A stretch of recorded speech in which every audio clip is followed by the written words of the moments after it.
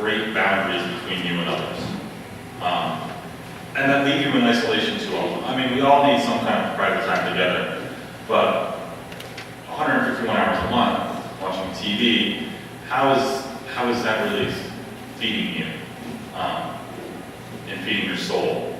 Where interaction with others does that much more. I mean, there's so many studies out there that say in the 50s and 40s, people had 20, 30 close friends. Today we're down to like 5 or 6 close friends on average.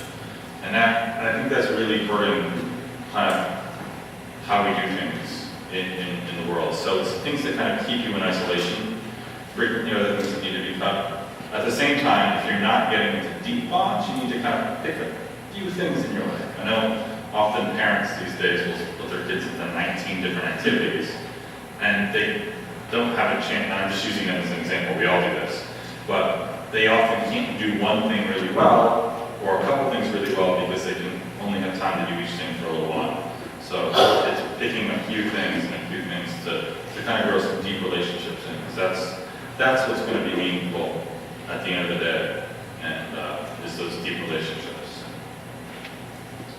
Any final questions? One more. I don't really have a question, I just want to make a statement. I think as we progress, things have already changed. As a child growing up, my mother was from a Polish background. She had a sister who was a nun, and my father was Methodist. And, and I mean, when we go to my mother's side of my grandmother, they never treated us differently. So I think as time evolves in our world, we're exposed to so much more than 50 years ago, and that it will even out, I hope. But I think even now, we've begun to accept other people, other ideas. We know that all Muslims aren't bad, or good, like all Americans aren't Christians bad. not bad or good either.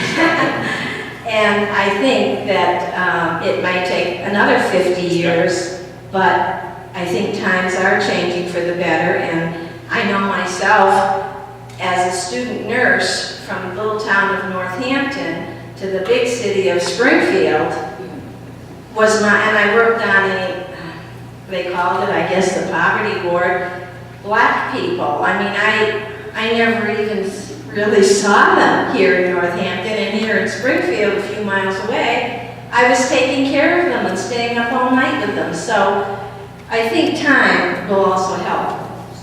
Certainly, but Sunday mornings still remain the most segregated time in America, so, which is an interesting aspect of things. I'm going to close this in prayer. This is an interesting exercise because I would see that we need like a sermon on interfaith dialogue and things like that if I were to follow up on this and was the pastor.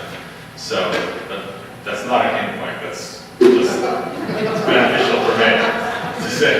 That's kind of what was being spoken. That's what you guys heard. So that's interesting. There are always more sermons to read. There are. Yeah. So let's close our sermon time in prayer. Gracious and loving God, allow us to cut down the boundaries in our lives that we artificially put up, to create intimate relationships with each other, so that we can seek you out and seek how to live righteous, justice-filled lives. But at the same time, allow us to cross into faith boundaries so that we can dialogue with others on how they are journeying to God on their paths. Allow us to push and pull each other up the mountaintop to you and not be on ledges anymore. Amen.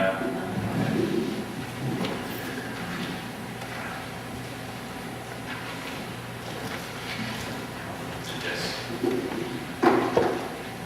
God has given us so much in our lives, it's our time to give back to God what is rightfully God's own. So, this is our time.